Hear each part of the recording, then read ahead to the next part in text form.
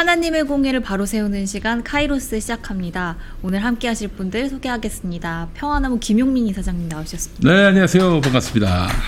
평화나무 기독교 회복센터 소장님이신 김디모대 목사님 나오셨습니다. 예, 안녕하십니까. 네. 목사님 안녕하셨어요? 예, 아유, 네. 여전히 너는 몇 중직이냐 이런 질문들이 많다고 해요. 예. 이 시대가 바뀌었는데 바뀐 시대에 교회가 잘 적응하지 못하는 단면이죠. 네. 그리고 뭐 이따가 한국교회 CPR에서도 보시겠습니다만은 여자 목사는 안 된다. 어떻게 이 시대의 그 논리가 아직도 먹히고 있는지 바꿀 생각들을 안 하는지 모르겠어요. 예. 딴 건 다 바꾸면서 그거는 무슨 성경에 여자는 뭐 교회 지도자 되지 말라고 그런 게 있나요? 아니요, 오히려 예수님 돌아가시고 끝까지 의리를 지켰던 사람들은 다 여성으로 알고 있는데. 그렇죠. 네. 뭐 이 사도 바울이 여성을 폄훼하는 발언을 하긴 했습니다만은 그건 이제 교회에서 잠잠하라고 뭐 그런 것들은 어떤 맥락이 있는 그렇죠. 그 시대에만 해당하는 이야기이거나 혹은 그 바울이 진짜 쓴 것이 아닌 걸로 판단되는 제2서신에 나온 것들이기 때문에 바울이 진짜 쓴 걸로 알려진 서신이 이제 대갈빌빌 고로라고 대갈빌빌 고로 데살로니가 전서 그리고 갈라디아서 빌립보서 빌레몬서 그리고 고린도 전후서 로마서 요게 확실히 그 사도 바울이 쓴 걸로 분류가 되고 나머지는 이제 사도 바울의 이름을 빌린 그런 서신 아니냐. 근데 확실히 대갈빌빌 고로는 아주 진보적이에요. 진보적이다부터 혁명적이야. 그 목사고시 후유증이 아직도 남아 계시는 거 같습니다. 저 2년 전이라 저는 다 이제 또 헷갈리기 시작했는데. 예수님 12제자 알려드릴까? 예. 예수님 12제자를 목사님한테 물어보시는 아니 뭐 아냐 모르냐 묻는 게 아니라 우리 시청하시는 분들을 위해서 외우시는 방법입니다. 네, 그렇습니다. 야야 유한마 도시가스 빌려봐. 자, 갑시다. 야고보. 네, 야. 또 다른 야고보. 네. 유안마사. 유는 유다. 네. 안은 안드레. 네. 그리고 마는 마테. 네. 도시가시. 도시가시의 도마. 네. 가론유다. 도시가. 시몬. 네. 가는 가론유다. 네. 시는 또 다른 시몬. 네. 시몬이 둘이에요. 네. 시몬 베드로. 젤로 땅 시몬도 있거든요. 그렇죠. 도시가시 빌요바. 빌립, 요한, 바돌로메. 야야 유엄마 도시가시 빌요바. 네. 목사고시 준비하고 계시는 분들 참고하시기 바랍니다. 그런 거 네. 옛날엔 다 외웠는데 다 까먹는다고 나중에는. 그렇죠. 그리고 성경 목록가 있죠. 한 20번만 들으면 됩니다. 그러면은 장세기 출애굽길의 위기로 시작하는 노래 있지 않습니까? 예, 한 20분만 들으면 또 다시 다 복기가 됩니다. 그런데 이게 또 섞일 때가 있어요. 1, 2절이 섞이고 후렴이 섞이면 돌림 노래가 될 때가 있어요. 참변이 발생하죠. 참변이 발생합니다. 예.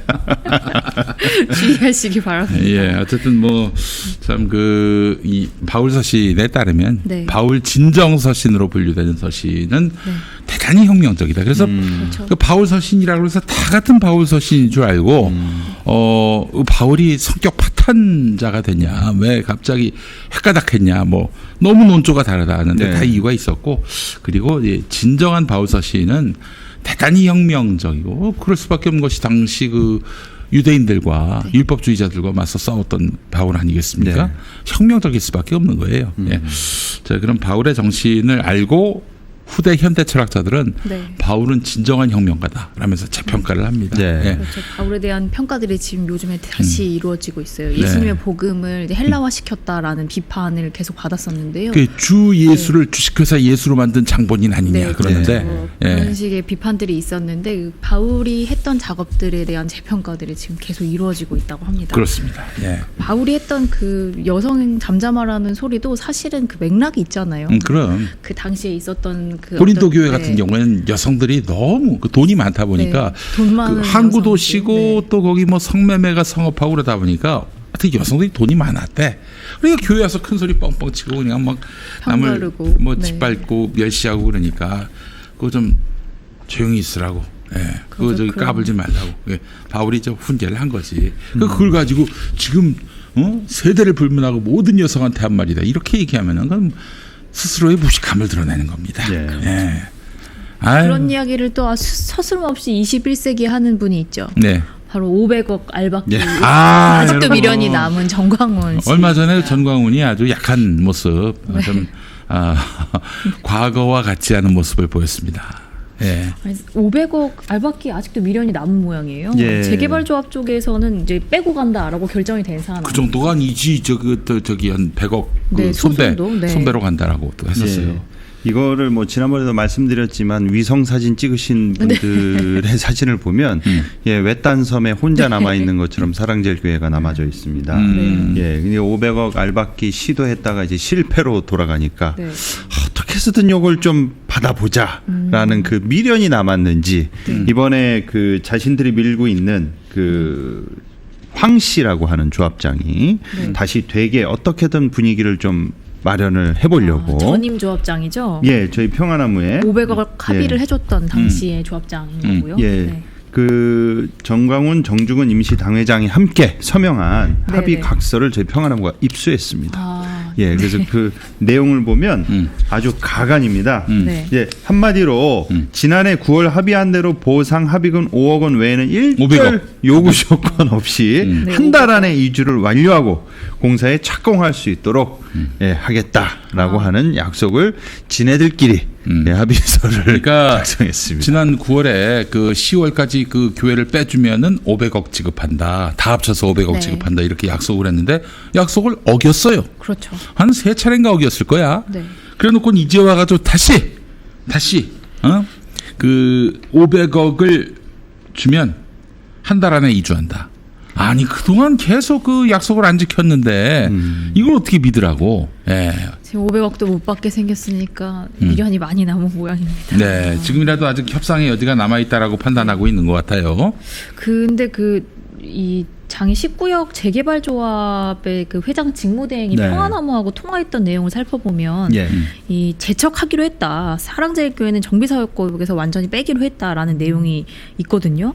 그리고 이제 조합원의 90% 이상의 찬성에서 결정된 사항이기 때문에 이제 말 그대로 없던 일이다라고 된 건데 그 합의를 다시 살린다는 게 말이 되냐라고 얘기했다고 해요. 그런데 왜 이런 헛된 희망을 포기하지 못하는 겁니까? 예.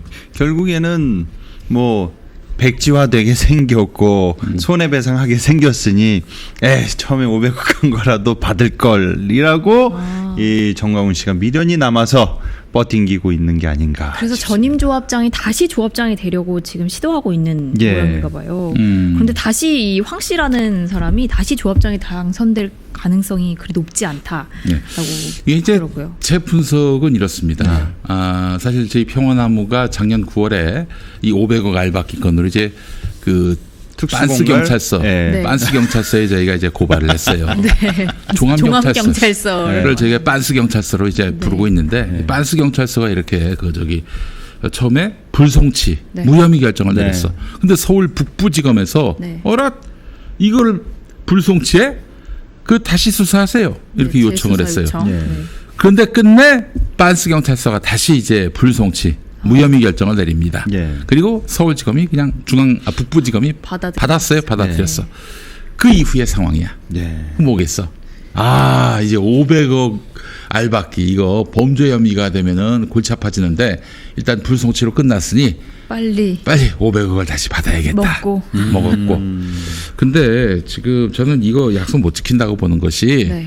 기본적으로 그동안 계속 약속을 어긴 것도 있고 그 그렇죠. 약속 어긴 건 또 우리 또 평화나무 고발건과 무관하지 않아요. 그런가요? 그럼. 네. 제가 우리 저 정광훈 씨한테 제가 한마디 합니다. 나의 앞길 막는 친구 용서하시기 바랍니다. 앞길 막는 친구 여기 평안하고 용서하시기 바라는 마음입니다. 예. 그 500억 이슈가 처음 됐을 때 절대 그대로 밖에 두지 않겠다라고 얘기하셨던 게 기억이 납니다. 그렇습니다. 뭐 결국 뭐 안타깝게도 이제 불송치 무혐의로 끝났습니다만은 네. 그러나 이제 스텝을 많이 꼬이게 만들었던 거죠. 근데 어쨌든 약속을 계속 어겼던 터이고 네. 그리고 이 사람들 지금 뭐 한 달 내로 나간다. 어디로 갈 거야? 목욕탕도 안 됐어요. 예. 그 저기 지역 주민들이 반대하고 어디 갈 거야 어디? 뭐 무슨 저 광화문 가가지고 천막 칠 수 있는 것도 아니고 갈 데가 없습니다 기본적으로. 할 데가 없어요. 정광훈 씨가 저희가 지금 정광훈 씨 관련해서 소송건이 네. 그 10대 건 이상이 지금 진행이 됐고 해오고 있는데 네. 유독 특수공갈 그 부당이득 이 500억 건에 있어서만 네. 욱해가지고 이사장님하고 네. 저희를 또 명예훼손이랑 그 집시법 위반 등으로 해서 고소를 했다가 또 그게 무혐의 처분 나왔단 말이에요. 다 무혐의 처분 났어. 다 무혐의 처분 나왔어요. 김 목사님하고 나도 같이 이제 예. 네. 마포 경찰서에 명예훼손이랑 모욕죄로. 네, 그다 관련한 게 500억에 관련된 네. 것만 그렇게 다른 거는 소송을 한 번도 저희한테 이제 고소 맞대응을 한 적이 없는데. 아니 많이 했어. 아, 그렇습니까? 많이 했어. 우리 저 목사님이 안 나가서 그런데 내가 아주 아, 그냥 네, 이쪽에서 많이 나가시는. 마포서에 뒤로 내가 아주- 당하셨군요. 네, 마포서 출근부가 있을 지경이야. 출근부는 뻥이고. 예. 어쨌든 7월 6일 오는 7월 6일에 정기총회를 하고 이제 향후 실무를 총괄할 새 조합장이 선출될 예정이라고 합니다. 여기서 이제 아까 그 말했던 그 500억을 약속해줬던 그 전시 쪽에서 혼자 합의서를 작성했던 그 황 씨가 다시 조합장이 되느냐가 또 관건일 것 같아요. 어려울 것 같죠. 네, 아무래도. 어렵다고 하긴 하는데 어떻게 되는지 계속 지켜보도록 하겠습니다. 아, 제가 그냥 개표 방송을 할까요? 아, 네.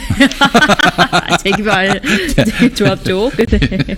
이미 조합원 90% 이상이 찬성해가지고 그렇죠. 낸 결론을 자기들이 밀고 있는 조합장 다시 당선시켜가지고 그 사전에 합의서를 한 걸 이행한다? 이 말도 안 되는 일이죠. 네. 예. 그러니까 자기 우리 저 재개발 조합원들도 다 뇌가 있고 그렇죠. 사람의 어떤 분노도 있는 감정도 있는 분들인데 이런 분들이 이제 우리 저 네. 사랑제일교회 사람을 그렇게 저기 당선시킬 리는 없을 것이다. 저희는 뭐 상식선에서 그렇게 예측을 합니다만은 정광훈 씨 좀 욕심도 좀 작작 부리세요. 자꾸 이 욕심이 너무 과하다 보니까 그 윤석열 김건희한테 미움받고 있는 거 아닙니까? 네. 적당히 해야지 사람이. 네? 분수에 맞게. 욕심이란 건 있을 수 있는데 적당히 해야지. 그걸 너무 과도하게 뭐 자기야 이제 윤석열하고 잘 알기 때문에 뭐 장관을 몇 개 뭐 저기 공천을 몇 개. 아니 그게 말이 됩니까? 그게 백주대낮에. 그러면서 왕정시대 예언자들이 다 그렇게 조언을 했다. 아. 본인의 말을 따라야 된다고 얘기했어요. 예언자의 말을 들어야 한다. 네. 이 본인이 선지자기 때문에. 예. 그 정화훈 씨의 그 딜 방법이 항상 오바를 하다가 낭패를 오바를 봅니다. 하다가, 예. 적당한 선에서. 네. 정화훈 씨를 접했던 수많은 정치인들과 그 관계자들이 한결같이 하는 소리가 보통 우리가 딜을 할 때 정화훈 씨가 딜하는 걸 어디서 배우셨는지 모르겠는데 잘못 배웠어. 예, 예를 들어 내가 5억을 얻겠다 이거예요. 네. 그럼 일부러 10억을 부릅니다. 왜냐하면 이제 깎아서 5억 받는 게 목적이거든요. 네. 근데 보통은 이제 5억 얻기 위해서 10억을 불러야 되는데 정화훈 씨는 상대한테 네 전 재산을 다 내놓으라 그래요. 그러니까 이럴 바에 안 하고 만다라고 상대방으로 하여금 욱한 심정으로 올라오게 해서 백지화시키는 게 아주 탁월하다. 이번 경우도 그와 같지 않은가 이제 싶은 자기 생각이 듭니다. 객관화가 좀 덜 돼 있어. 그렇죠. 내가 네. 무엇을 요구했을 때 상대가 받을 수 있다. 그 자신의 어떤 신뢰도, 네. 영향력 이런 것들이 다 감안돼 가지고 그 딜에서 결정이 나거든. 아니, 그 저기 정광훈 한 50밖에 안 되는 사람인데 한 100 되는 사람이 부를 걸 그 저기 요구하면은 네. 어떻게 받겠습니까? 자기 객관화가 안 돼 있어요. 우리 전광훈 씨는. 그 전에 저기 변희재 고문이 얘기해 네. 준 건데. 이제 문재인 정권 몰아내고 혁명 정권 들었으면은 네. 내 변희재 너를 문화체육관광부 장관으로 앉히겠다. 뭐 그랬다고 합니다. 예. 이런 거 모아보면 꽤 스토리가 많을 것 그러니까 같은데요. 그 얘기를 듣는 그 변희재도 기가 막힌 거야. 그렇죠. 이 형님 왜 이러나 도대체. 예, 좀 적당히 좀 톤다운을 좀 해서 해주시면 좋겠습니다. 정광훈 씨가 상당히 어떻게 보면은 참 무서운 게 네. 지금 천공이 모든 그 윤석열 정부 정책 주위에서 조종하듯이 배후 조종하듯이 영향을 주듯이 영향을 끼치고 있지 않습니까? 네. 근데 만약에 정말로 한번 생각해 보십시오. 정광훈 씨 같은 사람을 추종하고 존경하는 정말 정신 나간 정치인이 당선돼 가지고 대통령 위치까지 갔으면 어떻게 될 뻔했습니까? 그러니까 어떻게 보면 정광훈 씨는 지금 천공을 부러워하거나 그 위치에 자기가 있고 싶어하는 어떠한 종교인으로서의 욕망, 네. 자기가 리드하고 싶은 그런 게 항상 내재되어 있는 무서운 사람이다.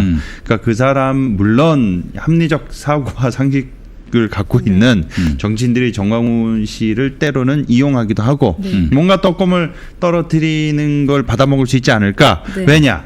예전에 저 촛불 집회 이후에 정권 교체된 이후에 너무 그 소위 말하는 그 구구 꼴통들이 약화가 됐잖아요.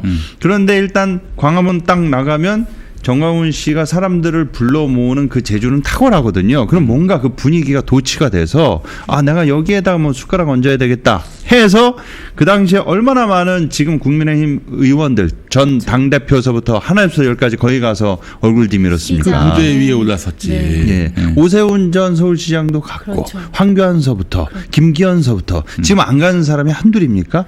거의 다 싸그리 갔어요. 그러니까 그런 사람들이 만약에 다시 정권을 잡고 잡았네요. 아니 근데 이제 그러면은 전광훈이가 떠야 되는데 못 뜨는 이유가 뭐냐면은 이제 전광훈은 그냥 이용 대상이었을 뿐이에요. 예. 그렇죠. 아스팔트 보수를 그래도 동원할 수 있는. 근데 능력이 그 지금 또 이 권력을 확실히 틀어주고 있는 윤석열이 인정하지 않는 거지 전광훈을. 그렇죠. 그러니까 전광훈은 껍데기가 된 거예요. 본인의 권력을 유지하면서 이 윤석열 권력에 함께 갈 수 없거든요. 근데 이분은 본인이 너무 권력을 전혀 내려놓지 않고 동등하다라고 착각하고 있기 때문에. 저 혹시 카이로스의 전광훈 추종자들 보시면 내가 한마디 할게요. 그 전광훈한테 그 줄 서가지고 뭐 이 정권에서 덕 볼 것 같다? 아, 터무니없는 얘기입니다. 그러니까 빨리 뭐 이 정권에서 좀 한 자리 하고 싶다 그러면 빨리 이탈하셔서 다른 곳으로. 다른 쪽에 줄 서시기 바랍니다. 네. 예. 전광훈은 거기 줄 서면은 이상한 사람 취급받아요. 윤석열한테. 그러니까 꼭 좀 알아주시면 감사하겠습니다. 예. 이번엔 또 여의도 소식이 있습니다. 여의도에 우리 미스터리 얘기. 예. 예. 세습을 옹호하는 설교를 해서 이영호 목사 많이 좀 비판을 또 받고 있습니다. 새벽기도의 설교였던 것 같아요. 세습 옹호 취지의 발언을 야, 했는데 이 양반이 뭔가- 제 잠이 덜 깼나요? 네, 새벽기도라서. 네. 뭐 이런 헛소리를 해. 아유 정말 참. 그래서 이분은 그 욕 먹을 건 다 욕 먹는데 그렇다고 저쪽에서도 그렇게 반기는 그 고마워하거나. 네, 고마워하거나 반기는 식으로 이렇게 편을 또 들어주지 않아요. 양쪽에서 다 욕 먹는 그런 스타일이신데 대부분 교회에서 상처 입히고 시험 들게 하는 사람은 초신자가 아니라 교회 오래 다닌 사람들이다. 그러니까 교회 오래 다닌 사람이 문제를 일으키는 것이다.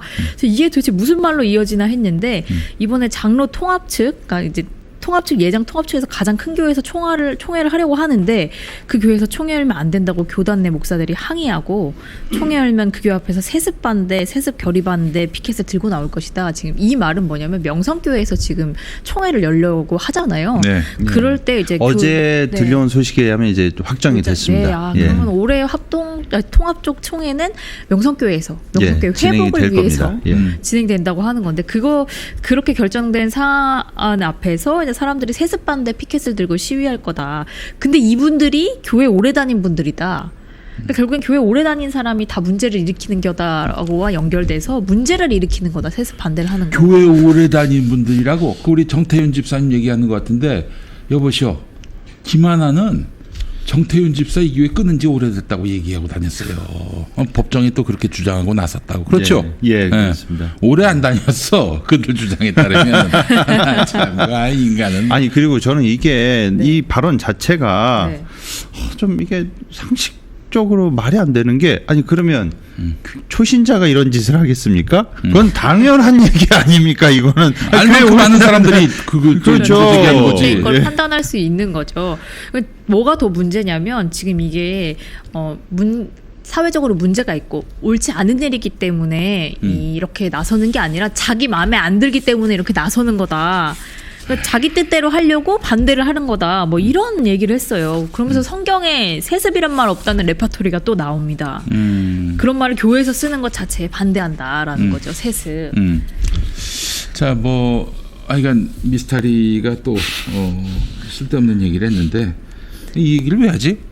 아니 그럴 것 같으면 본인은 여의도 순복음교회 목사하면 안 되지. 그렇잖아요. 그 아들 조민재가 저 신학교 다녔잖아. 조용기 아들 그 조민재가 그 교회 이어받도록 해야지. 왜 자기가 피 한 방울 안 섞인 자기가 왜 저 조용기 교회를 이어받나? 그러니까 어떻게 보면 세습 문제에서는 정당성이 있는 사람이 양반이에요. 이 스스로 목사님은. 똥풍에 들어갔어요 지금. 네, 그래서 아유, 충분히 정말. 세습 문제에 대해서 옳은 소리 한마디만 해도 영향력이 있을 텐데요. 세습 문제를 자꾸 옹호하고 나섭니다. 그러면서 이제 레위 지파에서 제사장 아들이 다 제사장 대를 잇지 않았냐. 막 이런 얘기해요. 뻔한 레파토리. 영적으로 훈련되고 준비됐다라는 거예요. 아니 구약에서 이렇게 갖다 써. 아 이거 돼지고기나 먹지 마. 인간들아. 아니 구약에 그렇게 말씀을 조목조목 따질 것 같으면은 조목조목 믿을 것 같으면 돼지고기 먹지 말라고 참치 먹지 말고 비늘 없는 생선. 인간들이 말이야. 그러면서 아들 대에 부응하는 교회 많다 그러면서 이런저런 교회들 얘기 다 하는 거죠. 뭐 감리교 금란교회, 광림교회, 임마누엘교회, 인천 숭의감리교회, 구로동 배단위교회 다 아버님이 잘하고 또 아들이 잘해서 다 받은 게 아니냐. 뭐 이런 그러면서 얘기 또 했어요. 명성교회는 직접적으로 언급은 안 네, 했어요. 명성교회를 위해서 한 말 같은데 명성교회는 직접적으로 언급을 안 했습니다. 참 이 말씀하시는 거 보면 네. 그리고 감리교 삼형제 얘기 다 했습니다. 국도, 홍도, 선도 다 세습했죠. 예, 그러면서 세습을 이렇게 띄워주는 거 보면은 지금 딱 봐도 얼마 전에 빌리그레암 그 50주년 집회 했을 때 의도적으로 통역을 김하나 목사로 저는 세웠다고 봅니다. 네. 예, 왜냐 빌리그레암 아들이랑 딱 그 그림이 잘 예, 나오죠. 그림이 잘 나올 수 있게 네. 일부러 그렇게 세팅을 해서 원래 저 오정현 목사 그 최측근 중에 번역 담당하는 목사 따로 있어요. 이제 그 사람을 째끼고 일부러 김하나를 꽂았고 축도를 또 김삼 목사 시키지 않았습니까 막판에. 그러니까 이거 자체가 그림이었는데 이 후속타로 이렇게 이번에 총회를 앞두고 여의도 순복음교회 이용훈 목사 이제 지원 사격을 해주는 것 같은데 저는 개인적으로 그 이용훈 목사 볼 때마다 정치인 중에 그분이 생각납니다. 누구예요? 이낙연 씨. 이분이 이용훈 목사님 참 이분이 독특한 캐릭터신 게 뭐냐면 예전에 네. 그 세월호 참사 발생했을 때 다른 대형 교회들이 다 신경 안 써줄 때 이 교회는 신경 써줬단 말이에요. 교인들 막 버스 대절해가지고 안산 가가지고 네네. 그 막 물건 사주고 안산 그때 시장 죽는다고. 네. 그리고 또 이분이 제가 알기로는 예전에 그 NCC K 또 신학위원으로도 계셨습니다. 신학위원. 예, 그러니까 이분이 참 그 뭐 정확하게 그쪽에 이제 신학위원으로 제가 계신 걸로 네. 기억을 하고 있는데 이분이 그 진보 쪽 과거에는 네. 진보 쪽과 보수 기독교 중간 그 어딘가에서 네. 항상 행보를 이어오셨고 세세. 그리고 이용훈 목사 예전에 뭐라 그랬냐면요. 수요 예배 때인가 제가 정확하게 그 기억을 하고 있는데 우리나라에서 그 세계 WCC 세계교회협의회. 교회협의회 그거를 이제 부산 백스코에서 네. 개최한 걸 조윤기 목사님이 힘써 주셔도 됐다. 하나님께 영광 돌리자라고 하면서 다 같이 박수를 쳤는데 한국에서 이제 개최되고 나니까 WCC는 용공주의 예, 그리고 친동성의 반 기독교적 집단이다라고 본인이 또 한기총 총회장 할 때 홈페이지에 그걸 또 올려놓으셨단 말이에요. 이 갈지자 이 행보, 예, 네. 뭔가 이게 앞뒤가 안 맞는 행보, 개혁적인데 뭔가 개혁틱한 흉내를 내지만 실질적으로는 개혁을 하지 않고 네. 뭔가 뒤에서 기득권과 함께하는 예, 이런 전형적인 캐릭터시란 말이죠. 아니 그 영혼이 두 개입니까? 이 영혼입니까? 이 영혼입니까? 산 사람이 뭐 완전히 180도 다른 입장 아니에요? 그래서 제가 그 농담으로 하는 말 중에 저는 차라리 그 오정현과 김사만이 낫다. 이 사람들은 정직하다. 나 욕망에 대해서 대형교회 좋아. 나 세습할 거야. 이거 하나님 뜻이야. 얼마나 깔끔합니까? 차라리 뭐 이걸 뭐 이 핑계 뭐 저 핑계 안 됩니다. 이분들은 욕망에 정직해요. 그걸 하나님 뜻이라고 떳떳하게 얘기합니다. 근데 꼭 개혁적인 것처럼 어중간한 멘트를 치면서 뒤에서 실무적으로는 기득권 편에 딱 서는 이런 애매한 사람들이 실은 더 짜증나거든요. 네, 참 사고 방식이 미스터리합니다. 네, 그렇습니다. 예. 아니 사실은 그 빌리그레암 전도대회 50주년 기념 아니 통상 이제 과거를 우리가 회상하자, 또 과거의 그때 뭐 영광과 보람을 뭐 복귀하자, 뭐 그 취지라면은, 그렇다면 그때 주인공들이 다시 나와야지. 아무리 늙었더라도. 빌리 그레함 돌아가셨지. 김장환이 나와서 내 통역한다면 인정해 주려고 그랬어. 근데 아무 상관이 없는 빌리 그레함 아들과 김사만 아들이 나왔단 말이지. 예. 야, 이거 보면서 만약에 네. 트윈 폴리오 뭐 콘서트, 네. 그 추억을 회고하는 콘서트를 한단 말이죠. 윤영주 아들, 뭐 송창식 아들, 네. 김세환 아들, 뭐 이런 분들이 나와가지고 콘서트 한다면은 그게 올까요, 사람들이? 네, 참. 아빠랑 합주가 있으면 노래를 모르겠어요. 또 잘한다는 보장도 없고. 그렇지. 아니 뭐 그 아드님들을 내가 뭐라고 하는 게 네, 아니라 네. 그 트윈 폴리오는 트윈 폴리오기 때문에 트윈 폴리오지. 그 아들들이 그렇게 뭐 그 아버지의 그 명성과 뭐 저기 실력을 또 그대로 다 계승한다는 거는 그건 굉장히 무리지요. 그런데 50주년 그날의 감동을 다시 한번, 그날의 감동을 어떻게 다시 재현합니까? 그 사람들이 아닌데. 네. 그런 얘기를 좀 하고 싶었습니다. 예. 그래서 두 그 빌리 그레함 목사님 아들과 이 김상환 목사의 아들인 김원아 씨 이렇게 사진을 찍어서 세습짤로 돌아다닌다고 합니다. 세습짤로. 아유, 좀 부끄럽습니다. 부끄럽고요. 자, 부끄러운 게 또 이것만이 아니죠. 바로 여성 목사 한 수가 안 되는 그런 교회. 네. 네. 예장 합동교단입니다. 예장 또 합동교단. 있습니다. 두 군데 더 있습니다. 네, 고신이죠. 또 합신. 합신, 고신, 총 그 합동. 합동. 네. 합동, 합신, 고신. 고신. 아, 외우기도 좋네. 네. 합합, 신신. 네. 합동총회에서 여성 사역자 지위 향상을 위한 세미나가 열렸다고 요즘에 들었어요. 그 여성 사역자들이 네. 없대요, 합동에.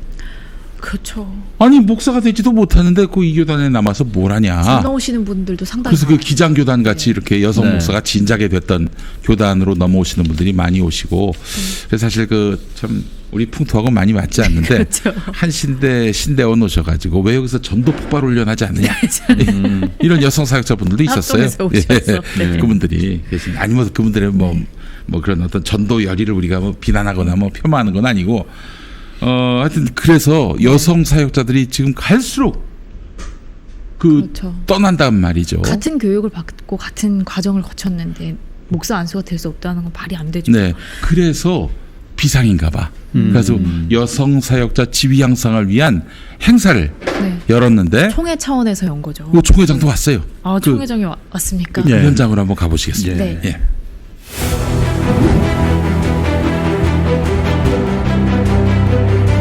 하나님의 형상이라는 이 말 속에는 이미 남자와 여자의 동역이 전제되어 있는 것이고, 남자의 사역과 여자의 사역이 두 날개가 되어서 시너지 효과를 일으킬 때, 그때 비로소 참된 복음 사역이 가능해진다.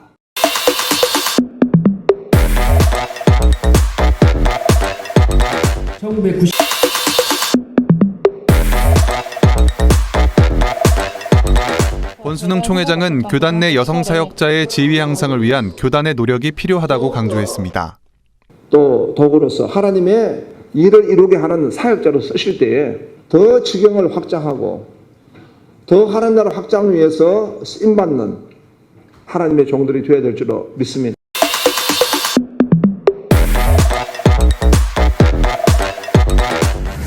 함께 이 혁명하는 사역의 그 중심에는 뭐가 있겠습니까? 바로 존중하는 것입니다. 존중이 있습니다. 그러면 우리 이제 교단은 헌법이 있고 또 성경의 권위가 있고 또 교단의 전통이 있습니다. 저는 존중되어야 된다고 생각합니다.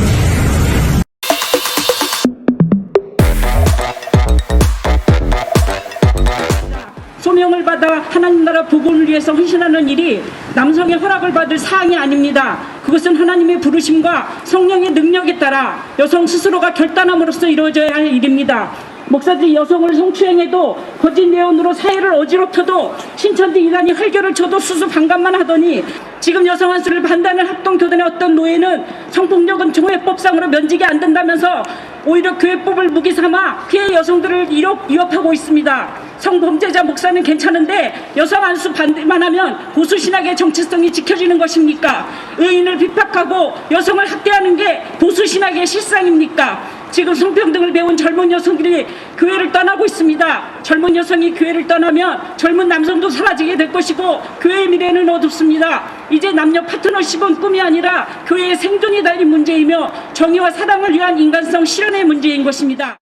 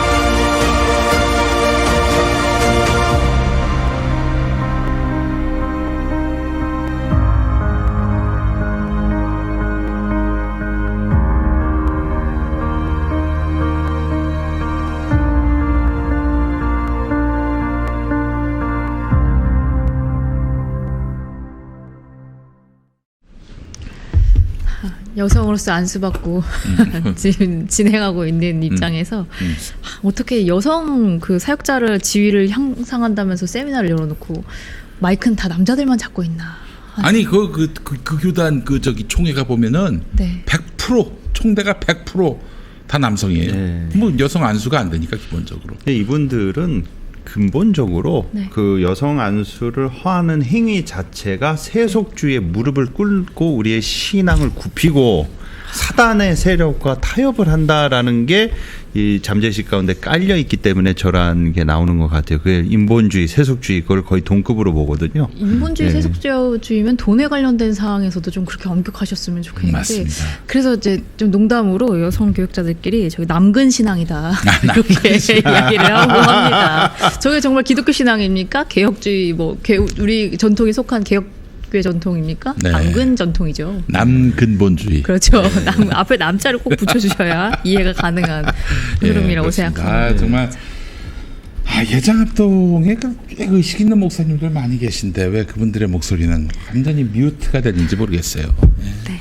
아쉽습니다. 안타깝고. 시간이 좀 걸리겠지만 어떻게 해서든지 꼭 여성 안수가 실현이 되는 그런 합동 총회가 될 수 있으면 좋겠습니다. 저 마지막 영상 주인공 강호숙 네. 박사님 네. 이분도 이제 총신에서 강의도 하셨고 뭐 합동 목사로서 그 사실은 활동하셔도 뭐 전혀 손색이 없는 그렇죠. 분인데 아마 더 큰 역할을 하실 텐데 우리 저 강호숙 박사님은 그 합동에서 여성 목사 안수 안 되기 때문에 계속 그렇게 저렇게 네. 박사라는 호칭으로 다니시고 계시는데 아니, 그분이 하신 말씀 중에 제가 기억에 남는 게 남자들에게 고난은 평범한 남성들에게 고난은 군대 간 거, 군대 가서 축구하다가 부상당 그거 정도 아니냐. 근데 여성들에게도 고난이 얼마나 많냐. 뭐 일단 육아도 있고 출산도 있고 뭐 여러 이 고난에 대한 감수성이 없다.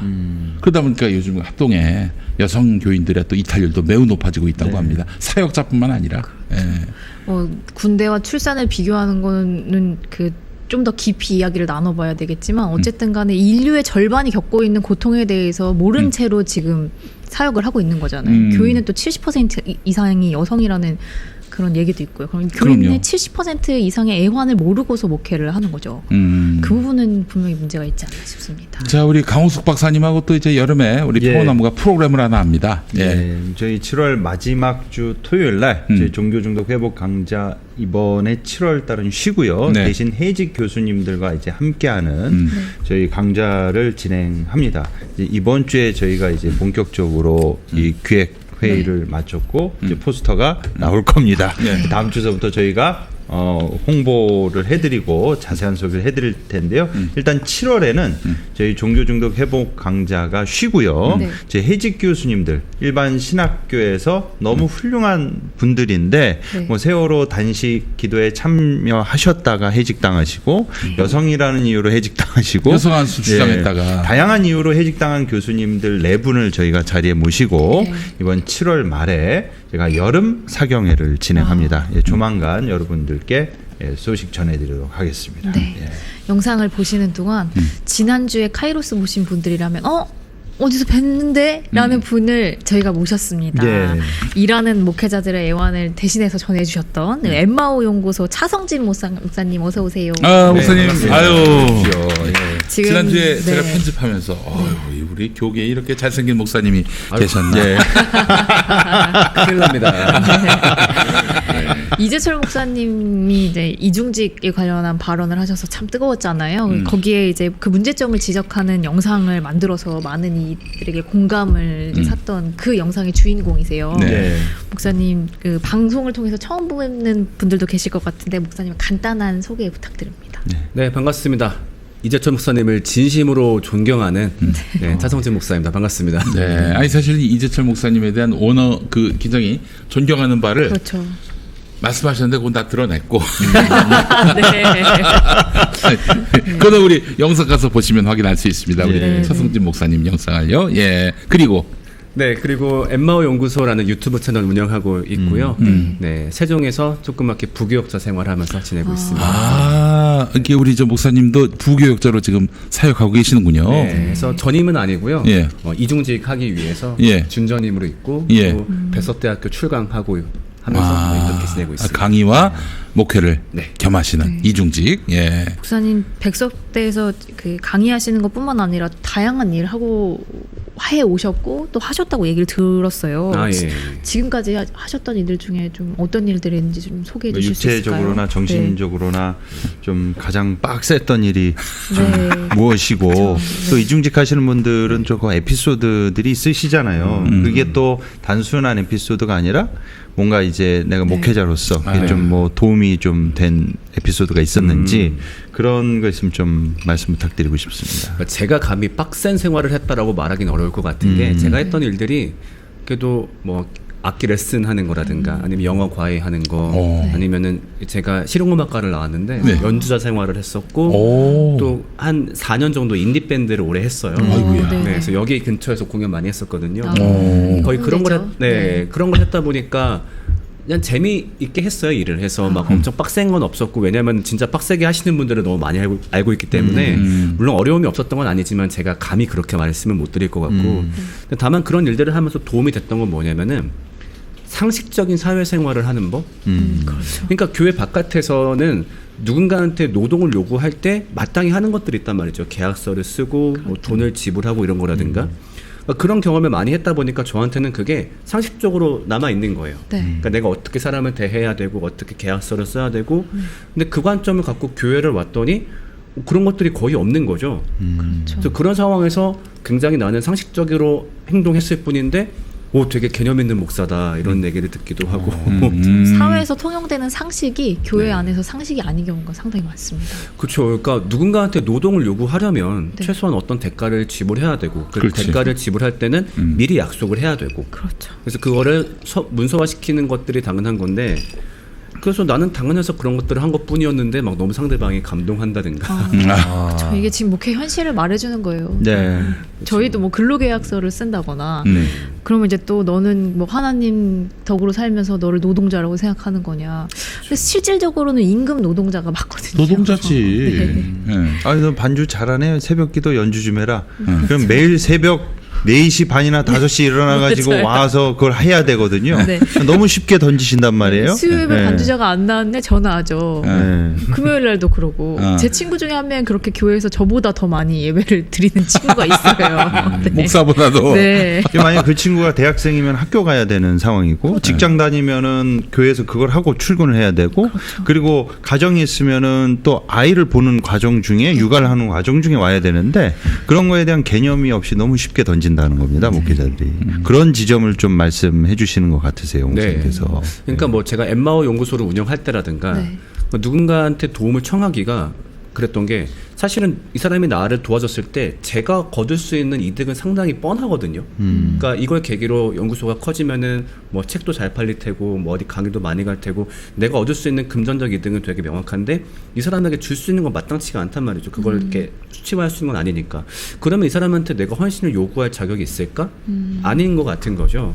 그래서 그런 것들도 되게 조심하는 습관도 기르게 됐고 교회에서 누군가 만약에 봉사를 한다라고 했을 때 말 한마디라도 얼마나 여기에 대해서 내가 고마워하고 있는지를 잘 표현해야 되겠다. 뭐 주기적으로 기프티콘 같은 것도 보내주기도 하고 정말 고마워 이런 네. 식으로 그런 태도를 기를 수 있었던 게 그런 식의 교회 바깥 경험을 많이 했던 이유가 있지 않나 생각이 들더라고요. 그러니까 교회에 오는 청년들은 사회생활을 하면서 하다가 주일날 오잖아요. 그럼 자아 분열이 오는 거예요.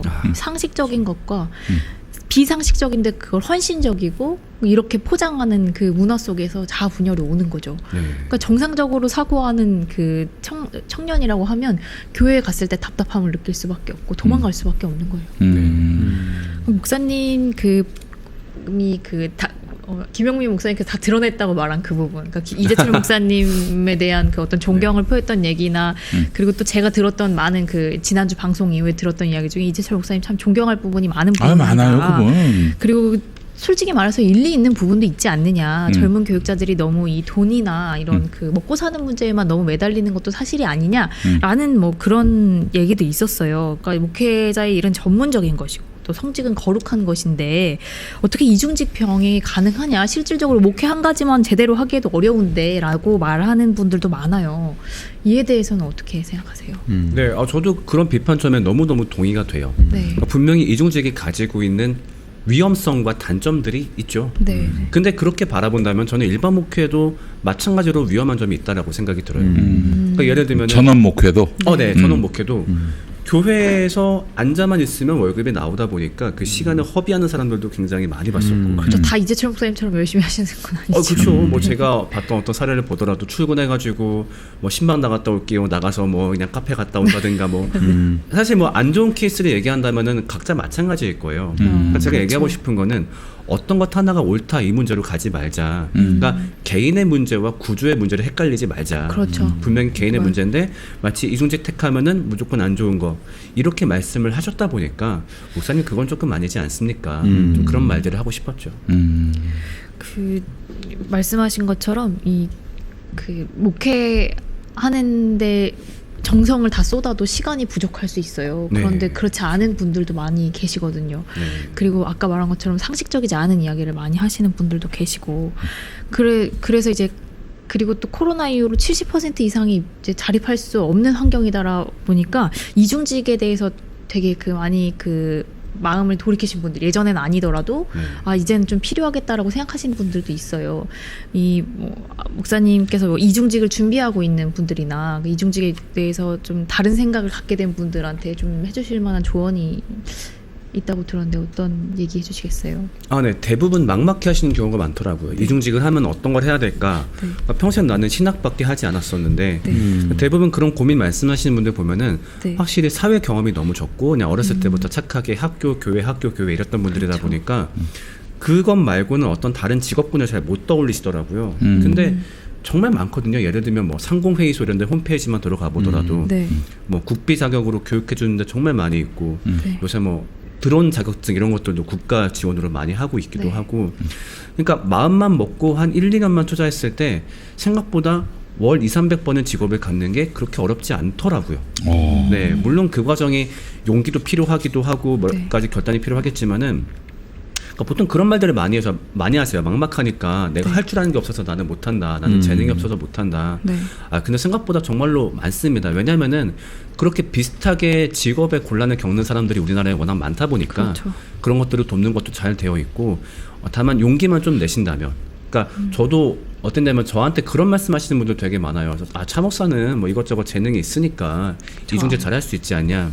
근데 제가 원래는 제가 군대를 2020년에 전역을 했는데 군목으로서 있다가 군목이셨구나. 네, 이중직을 준비하려고 했을 때 원래는 뭘 하려고 했냐면은 대중음악 작곡가를 하려고 했었어요. 이제 인디 밴드를 했었다 보니까. 네. 네. 근데 이제 시작하려니까 막막해가지고 제가 어떤 작곡가 교육하는 팀에 들어갔어요. 네. 그때 군대 전역을 한 몇 달 남겨두기 전이었었는데 그때 군 생활했던 데가 양주였고 그 교육받는 데가 파주였어요. 네. 그럼 매번 근무 끝나고 1시간 거리를 왔다 갔다 했던 거예요. 근데 그때가 제가 나이가 32이었는데 정말 비유가 아니라 울면서 다녔어요.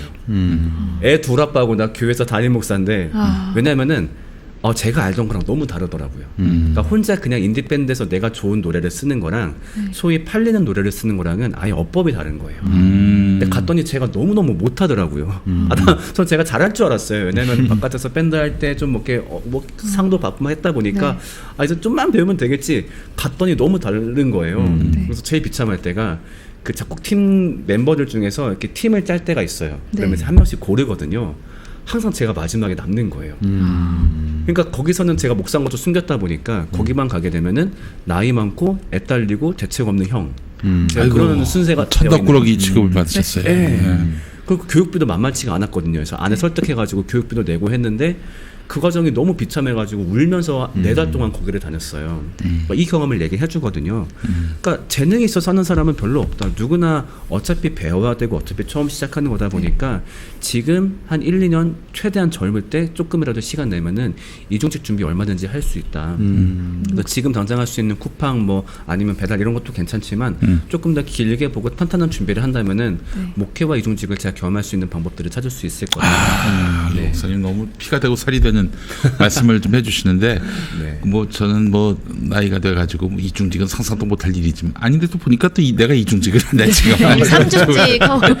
네. 목사님께서 우리 추천하실 만한 목사님들의 이중직, 뭐 나름대로 어떤 그 품위도 지키면서 그러면서 또 목회에 도움이 될 수 있는 이중직 어떤 종류가 있다면 제가 봤던 제일 좋았던 사례가 논술 지도사.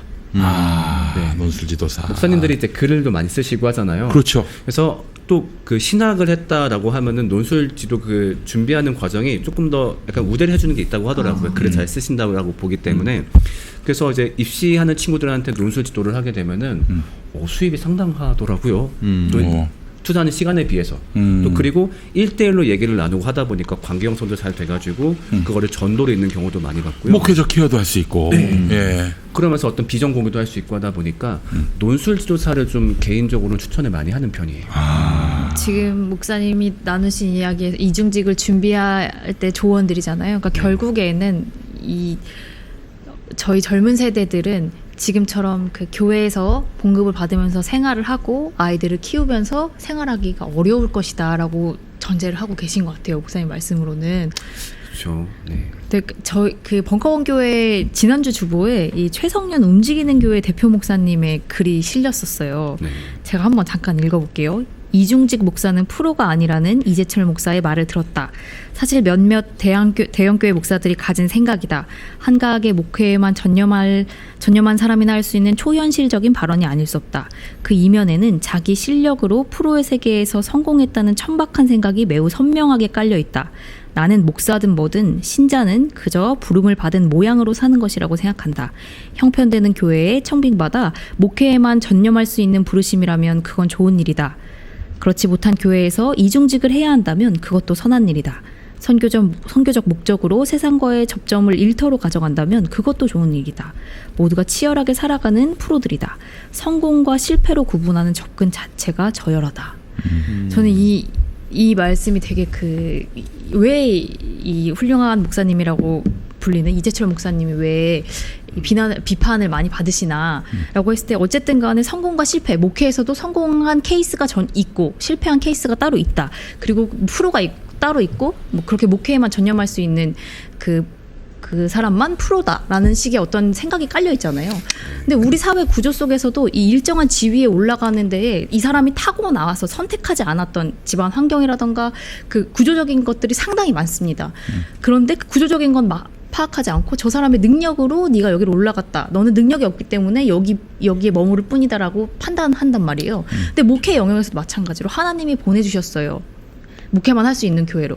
그런데 어떤 분은 하나님이 목회 말고 이중직도 겸해야 되는 곳으로 보내주실 때도 있거든요.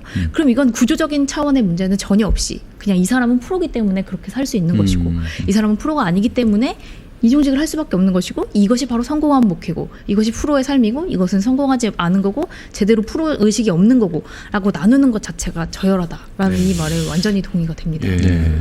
제 아버지가 이제 은퇴하시고 80이 넘으셨는데 네. 이 비슷한 시기에 목회하셨던 목사님들하고 나눠서 대화를 나누다 보면은 뭐 공통적으로 그 이제 동의가 되는 말이 우리 때는 목사를 기본적으로 존중해줬고 존경해줬다.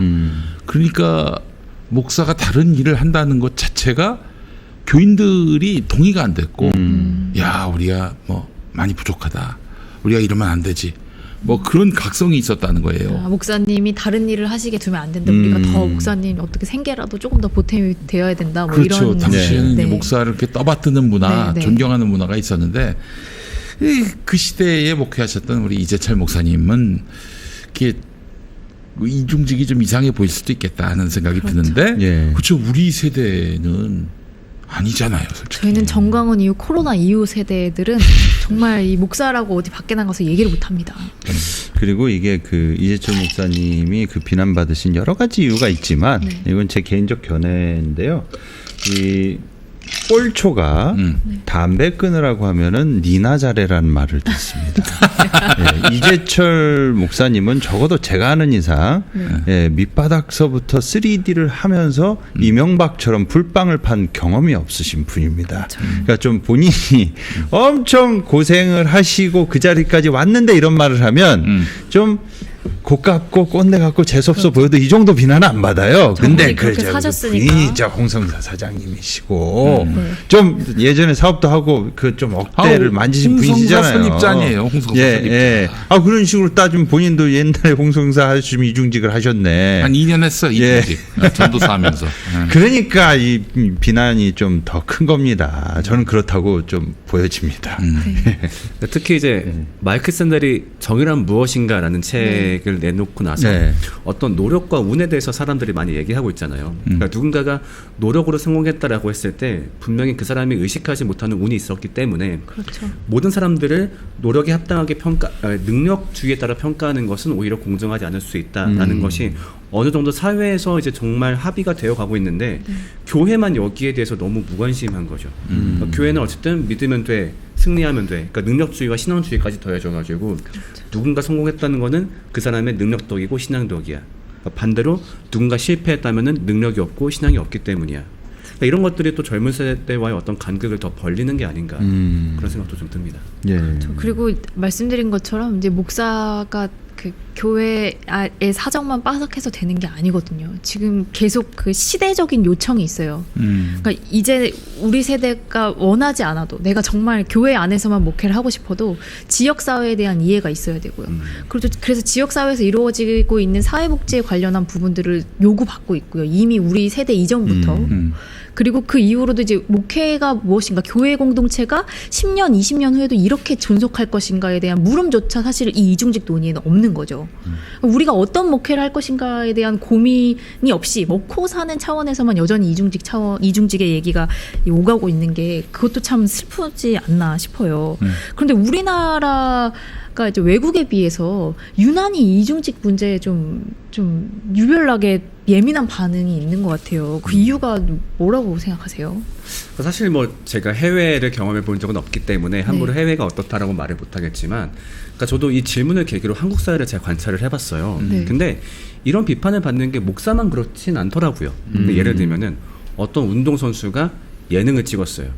그러면은 그 시간에 운동 한 번 더 하지 이렇게 말을 한다든가 학생이 뭔가 딴 걸 하려 치면은 학생이면 공부나 할 것이지 아니면 어떤 그렇네요. 진짜 생각해보니까. 어떤 뭐 회사원이 정치에 대한 얘기를 하면 회사원이 정치를 뭘 알아 이렇게 얘기를 한다든가 완전히 과거에 그 꼴통사회 때는 그 여성들이 돌아다니면 아니 밥은 지었는가 그런 적도 있었어요 실제로. 소 여물은 누가 주냐 그런 게 있었죠. 그런 적이 있었어요 실제로. 그러니까 이 모든 걸 어떻게 묶을 수 있을까라고 했을 때 인간을 도구적 관점으로 바라보는 게 있지 않나 생각이 들었어요. 한국 사회에. 그러니까 이 개개인들이 하나의 거대한 시스템 안에 부품으로 존재하는 거기 때문에 그럼 너는 그 부품 역할에만 충실해야지 왜 너한테 허락되지 않는 일을 하는 거야. 약간 이런 게 있지 않나 싶더라고요. 그러니까 너한테 지금 종교인이라는 부품이 주어졌는데 왜 거기에 집중하지 않고 다른 일을 하는 거야. 네가 뭘 하고 싶든 뭐 어떤 걸 갈망하든 상관없어. 너는 그것만 해야 돼. 그러니까 그럼 이런 생각도 어떻게 오게 됐을까라고 했을 때 한국 사회 개개인들이 어려서부터 그런 부품적인 삶을 강요받아 왔다 보니까 특히 공교 시스템 안에서 넌 학생이니까 공부만 해야 돼. 공부만 해야 돼. 그렇게 자라왔다 보니까 어떤 부품답게 살지 못하는 누군가를 바라보게 되면은 약도 오르고 화도 나는 게 아닐까 싶어요. 그래서 앞으로 살 때도 운동선수가 뭐 예능 찍는다, 광고한다 그런 걸로 얘기하고 하는 거 봤을 때 나도 네모나게 강요받았으니까 너도 네모내야 돼. 우리는 거대한 사회 속의 하나의 부품이니까. 그런 식의 어떤 궁극주의적이고 전체주의적인 사고방식이 있었기 때문이 아닐까. 그게 종교에도 영향을 미친 게 아닐까. 물론 뭐 신학의 부재도 있겠지만 어떤 그런 관점에서 한번 생각을 해봤어요. 그리고 이 성과 속을 나누는 그 신앙이 너무 우리 풍토에 있잖아요. 거룩한 것과 세상, 그리고 세상적인 것과 뭐 신앙적인 것. 사실 신앙은 삶에서 실천이 되는 거고 우리가 가장 잘 아는 그 요한복음 3장 16절의 말씀도 하나님이 세상을 사랑하셨다라고 얘기하는데 우리는 너무 이분법적으로 세상과 거룩한 것과 세상 이렇게 나눠서 이야기를 해요. 그러니까 이 거룩한 영역을 담당하고 있는 목사가 왜 이 세상 일을 하려고 하느냐 비판을 당하게 되는 거죠. 자, 목사님은 근데 이제 유튜브 채널을 하고 계시잖아요. 예, 엠마오 연구소. 네네. 예. 엠마오 연구소를 통해서 한국 교회의 이제 다양한 이슈에 대해서 이제 매번 젊은 목회자의 시선으로 비판해주고 계세요. 그거 어디서 촬영하세요? 네, 집에서. 집에서 아니 교회당에서 하시는 것 같은데. 네, 그거는 제가 일하고 있는 교회에서 네, 수요 예배 다 끝나고 아무도 안 계실 때 원래. 너무 좋더라고. 예뻐요. 교회 조명이 너무 좋더라고요. 고정 하나 안 건드려도 생각해 보니까 하긴 이거 비싼 거지. 이게 생각해 보니까. 그러시구나. 네. 지난번에 우리 카이로스에서 봤던 영상처럼 나름 사이다 영상 또 이제 젊은 목회자들의 시선을 대변해주는 영상을 많이 찍어주시고 계신데 저술 활동도 해오셨습니다. 그 시리즈가 그 뭐였죠? 네, 참 어디 가서도 말하기 부끄러운 책인데 책 이름이 똥 싸면서 읽는 기독교 이야기 1권, 예수님 이야기, 우리들 이야기 이렇게. 그 책의 주인공이십니다. 그러시구나. 그 책 이름 들어봤어요. 읽어보지 못했는데 이름은 들어봤어요. 아니 근데 그 지난번에 그 영상에서 나왔습니다마는 부목사님의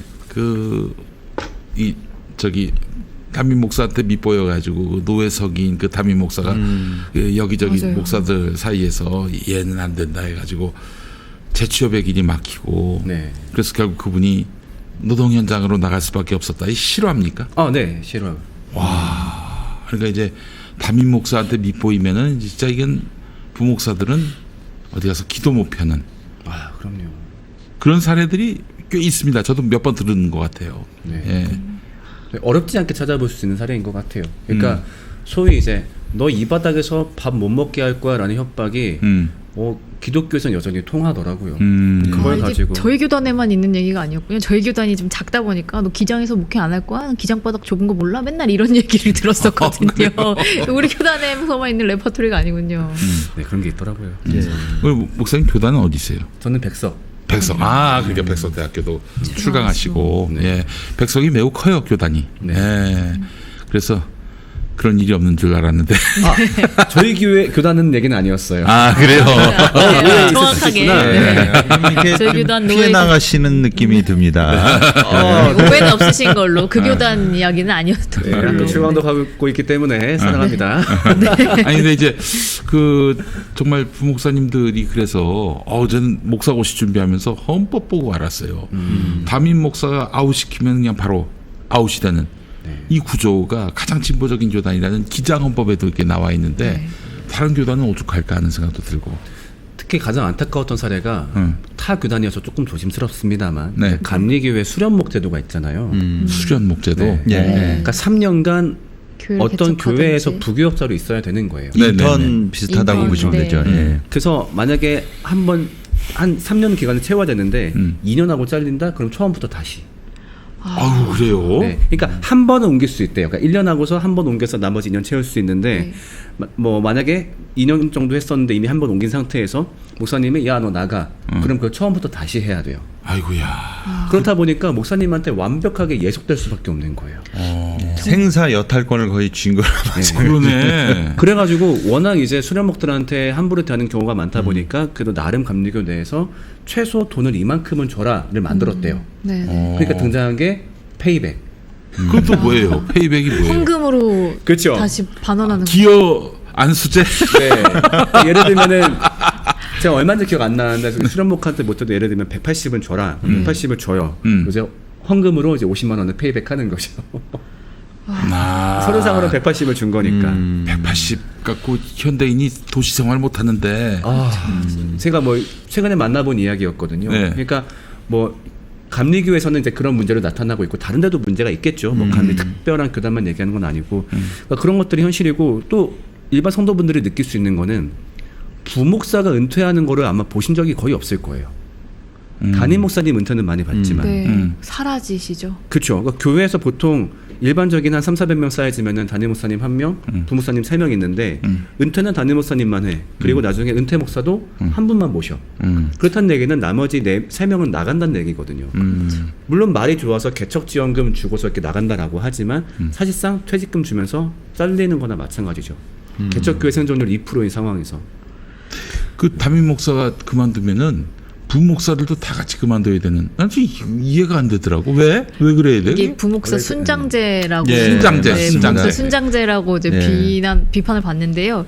이 어떤 일이 있었냐면 부교역자들이 성경 공부 많이 하잖아요. 네. 그러면 이제 성경 공부하면서 교우분들이랑 친해지는 거예요. 그럼 파벌이 생기는 거죠. 그러면서 담임 목사님을 등지고 이 부목사님을 따르는 사람들이 많아진 거예요.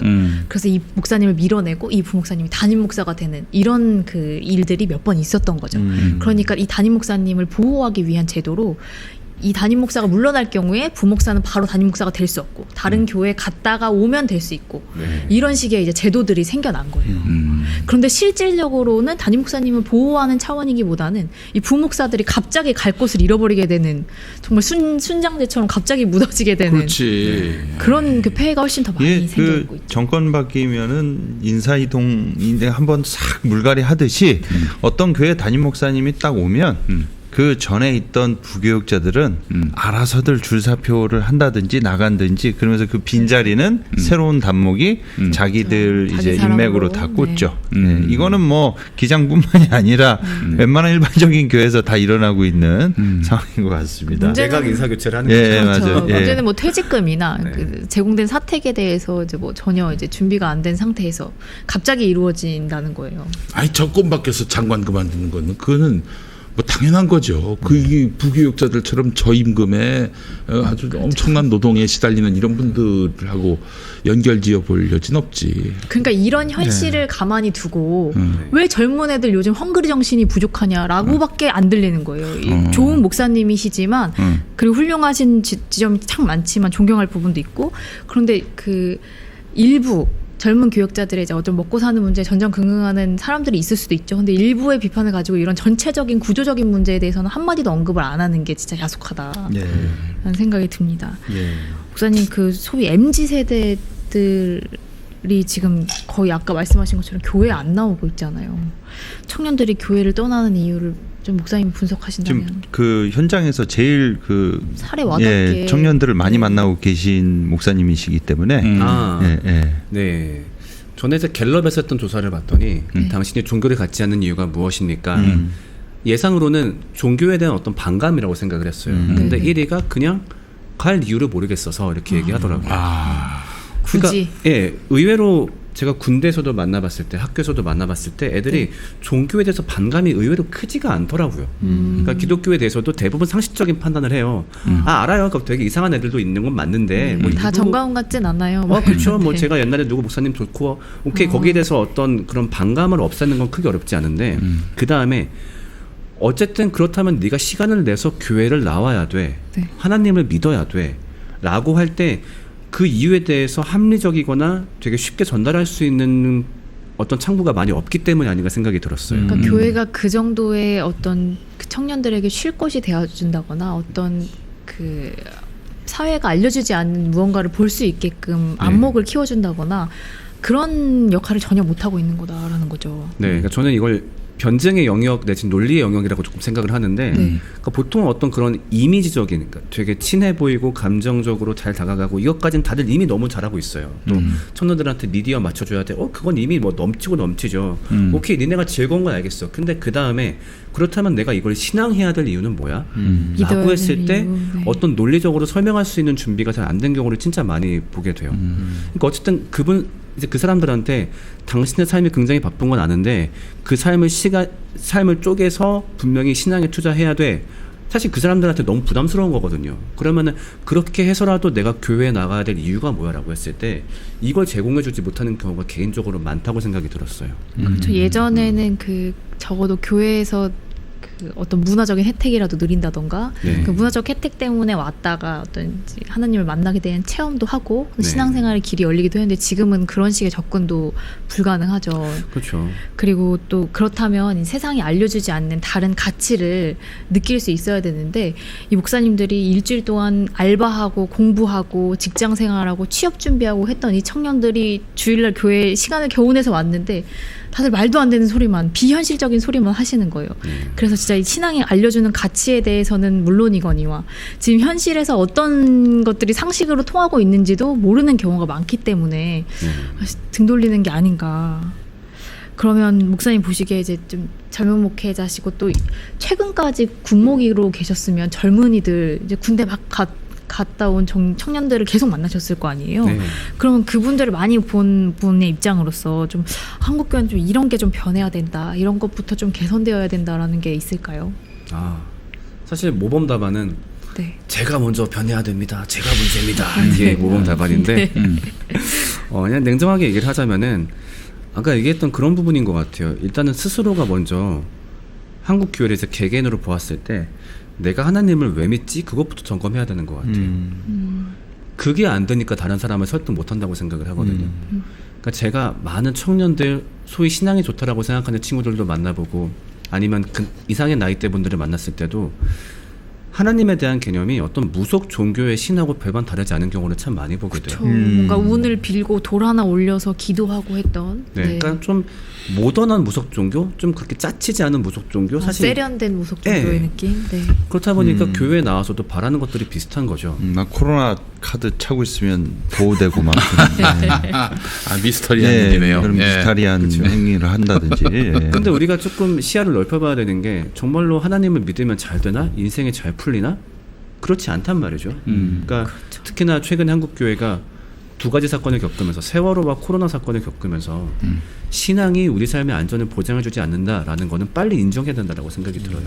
그럼 만약에 그것 때문에 내 신앙이 흔들린다면 잠깐만 그것이 보장되지 않음에도 내가 이 종교를 믿어야 될 이유는 뭐지?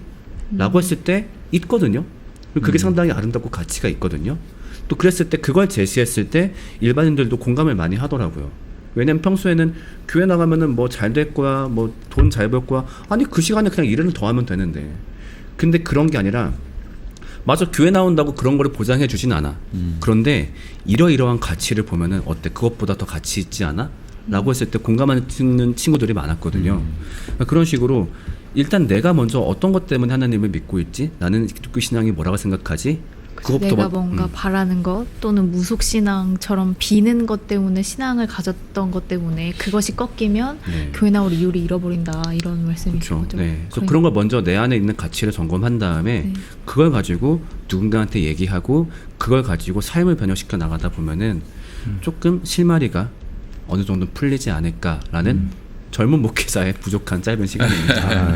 이게 사실은 우리 어릴 때만 해도 부모님이 아주 강고한 신앙이 있으셔서 주일은 당연히 성수를 해야 되고 전도도 해야 되고 뭐 할 의무는 다 해야 되는 걸로 머리에 박혀가지고 그래서 사실 저희 세대만 해도 주일에는 그 교회 나가는 것이 당연한 그런 그 세대인데 근데 그 다음 세대는 꼭 그러하지 않은 것 같고 지금의 젊은 세대는 특히 더욱 그러한 것 같고 그렇다면 앞으로 목회도 많이 바뀔 것 같아요. 어떻게 바뀔 거라고 좀 목사님 전망하세요? 일단은 교회 규모가 줄어드는 건 피할 수 없을 것 같고요. 대형 교회는 이제 없다. 아니 오히려 대형 교회는 더 성장할 것 같아요. 대형 교회들만 살아남는 구조. 네, 그러니까 그러면은 소형 교회가 중형 교회로, 중형 교회가 대형 교회화되는 일은 이제 앞으로 없을 것이다. 네, 흔하진 않을 거라 생각이 들어요. 그러니까 많이 대형 교회로 흡수당하게 될 것 같고 다만 그러면서 어떤 가치관을 또렷하게 제시하는 교회들은 오히려 부상할 수도 있을 거라 생각이 들어요. 그러니까 양극화될 것 같아요. 그러니까 가치관을 명확하게 제시하는 단단한 소형 교회가 되거나 아니면 애매한 중형 교회들은 대형 교회 흡수당하거나. 근데 문제는 이 가치관이 올바른 가치관도 있겠지만은 약간 이상한 가치관이더라도 뭔가 아무튼 명확하게 전달만 하면 사람들은 모일 것 같아요. 그렇죠. 지금 네. 저기 뭐 기독청 사랑제 짓는다고 해도 거기 그렇죠. 모이니까. 좀 정치적인 걸 외치든가. 근데 아무튼 그런 수요가 분명히 있다 보니까 교회가 특히 교회를 이끄는 목회자가 교회가 어떤 곳인가에 대해서 명확한 가치관을 먼저 갖고 그걸 잘 전달하는 연습을 한다면은 그래도 뭔가 살아남을 구석이 좀 있지 않을까 좀 생각도 들기도 합니다. 네, 목사님 모시고 오늘 그 여러 가지 이야기 나눠봤는데요. 마지막으로 우리 카이로스 시청자분들께 좀 한마디 해주실 말씀이 있을까요? 시간이 부족해서 좀 아쉽 네. 시간이었습니다.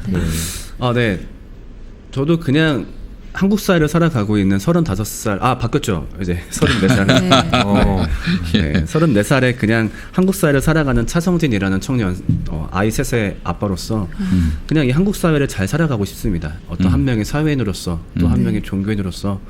그래서 그 와중에 담아가는 어떤 모든 이야기와 고민들을 또 유튜브를 통해서 공유하면서 잘 살아나가 볼 테니까요. 많이 관심 가져주시고 또 많은 질타와 또 응원도 부탁드리겠습니다. 뭘 못해야 질타를 하지. 잘하면은 이미 댓글들이 질타의 댓글들이 아주 그냥 어디 이재철 목사님을 비난하나라고 하면서 아니 그런 분들은 좀 우리가 생각을 좀 바꿔 주십사 기도를 해야 될 대상들이지 뭐 경청할 대상인 것 같지는 않아 보이는데 어쨌든 정말 한국 교회 미래가 참 보이지 않습니다. 신학교 수도 신학교 수가 뭐 줄었다 뭐 무인가는 모르겠습니다만은 그래도 뭐 이른바 교육부에 등록된 학교들이 줄었다는 얘기는 제가 여태 듣지는 못했지만은 매해 그 입학생 감소, 경쟁률 감소로 인해서 몸살을 앓고 있는 것도 이 참 한국 교회의 암울한 미래를 보여주는 한 단면이 아닐까 싶고요. 그리고 부 목사로 이제 활동하다가 아예 그냥 무임으로 돌아서신 분들도 꽤 늘어나고 있고. 여기에 무슨 대안을 제시해 줄 수 있을까? 또 어르신들은 또 어르신들대로 이 연금 문제 때문에 고민이 많아요. 곧 뭐 2020년대에 고갈되느냐, 30년대에 고갈되느냐, 좀 그러고 있는 상황이고, 그래서 참 총체적 위기다. 이런 위기 속에서 우리가 낡은 시대의 가치를 부여잡고, 그렇게 해서 목회를 할 수는 없는 것이고. 새로운 시대에 걸맞는 뉴 노멀 목회의 그 큰 그림을 가져야 될 텐데 이걸 연구하는 그런 손길인 또 우리 차성진 목사님의 사역이 또 앞으로 더욱더 빛나고 또 번영하시기를 또 기대하는 바입니다. 감사합니다. 그리고 강재식 목사님 같은 분들은 회개하시고 반성하시기를 기도합니다. 갑자기 생각이 났어요. 한동안 안 나오셨죠? 네네. 한국 사회의 변화에 따라서 교회들이 고민을 게을리했던 거죠. 그러니까 예수님이 알려주신 예수님의 정신과 그 가치를 오늘 우리가 살아가는 시대에 어떻게 적용할 것인가, 그리고 앞으로 어떤 시대가 올 것이고 그 시대에는 우리가 어떻게 그 예수님의 정신을 살아갈 것인가를 계속해서 고민하시는 이제 차성진 목사님 같은 분들이 많아져야 된다는. 이 클로징할 시점에 갑자기 옹알이가 터지고 있는데. 이것도 하나만 더 여쭤볼게요. 저는 21세기 목회의 대안이 여성 목회라고 보거든요. 여성 목사님들이 주도하는 여성에게 특화된 목회. 정말 목회적 영역이 필요한 분들이라고 저는 봅니다. 어떻게 여성분들은 여성 목회자는 어떻게 목회의 지평을 넓혀야 될지 좀 조언해 주신다면은. 글쎄요. 제가 사실 잘 아는 분야가 아니고 또 제가 또 여성도 아니다 보니까 다만 그 이야기를 이렇게 받을 수 있을 것 같아요. 말씀하신 것처럼 세 분의 그 아버지다 보니까 네. 뭐 거기서 또 많은 아이디어가 또 파생될 것 같아서 네. 여쭤본 겁니다. 네. 그런데 이사장님도 본인도 세 분의 아버지. 네. 옛날에 뭐 내가 키운 적도 없고 솔직히 얘기해서.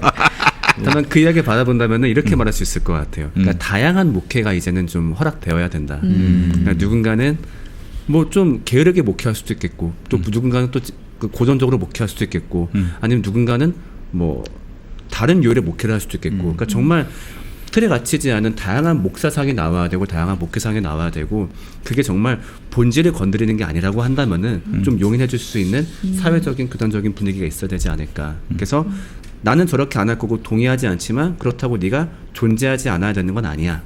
이런 시선들이라도 좀 있으면은 좀 다양하고 많은 사람들을 품을 수 있지 않을까. 특히 이렇게 다원화된 사회에서. 그러니까 이제 모든 그 세대가 한꺼번에 그 비슷한 동네에 산다고 모여서 이루는 교회 공동체가 이제 과거에 그 뭐 아주 전통적인 방식이라면은 이제는 같은 가치를 갖고 있는 혹은 뭐 같은 어떤 그런 지향을 갖고 있는 사람들이 모이는 공동체로서 무수히 많이 그 진화할 수 있지 않겠나 하는 생각이 들어요. 예. 지금 여성의 역할로 이제 주어진 뭐 돌봄이라던가 이런 그렇지. 것들이 이제 앞으로 세대에서는 또 고민해볼 것이 고정된 성 역할도 이제 해체가 될 거예요. 우리가 여성성이라고 불렀던 것도 이제 더 이상 여성성이라고 불리지 않고 남성성으로 규정된 것도 더 이상 남성성으로 규정되지 않는 그런 사회. 그러니까 결국엔 다양성이 존중되는 사회에서 그 다양한 목회에서 소외됐던 돌봄의 부분이라던가 다른 부분들이 계속해서 강조가 될 것이고 그렇게 기존 목회가 또는 어떤 남성 중심의 목회가 그동안 허용하지 않았던 또는 중요시하지 않았던 부분들까지 이제 품을 수 있는 게 결국엔 목사님 말씀하신 다양성을 존중하면서 다양한 사람들을 품어가는 목회가 되지 않을까. 네. 뭔가 여러 길이 보이는 것 같습니다. 오늘 방송 통해서. 차 목사님의 역할이 앞으로 매우 크다 하겠습니다. 예. 오늘 목사님 모셔서 앞으로의 교회가 어떨지까지 얘기를 해봤는데요. 앞으로 목사님 엠마오 연구소 더 열심히 보겠습니다. 네. 네. 이런 말 해도 되나요? 구독과 좋아요. 알람까지. 알람 빼면 안 엠마오 되지. 연구소입니다. 네. 네. 저희 카이로스는 오늘 차성진 목사님 모시고 많은 이야기 나눠봤고요. 함께해 주신 차성진 목사님 그리고 김용민 목사님, 김대웅 대 목사님께 감사 인사드리면서 신 목사님도 수고하셨습니다. 다음 주 이 시간에 돌아오겠습니다. 감사합니다. 네, 감사합니다.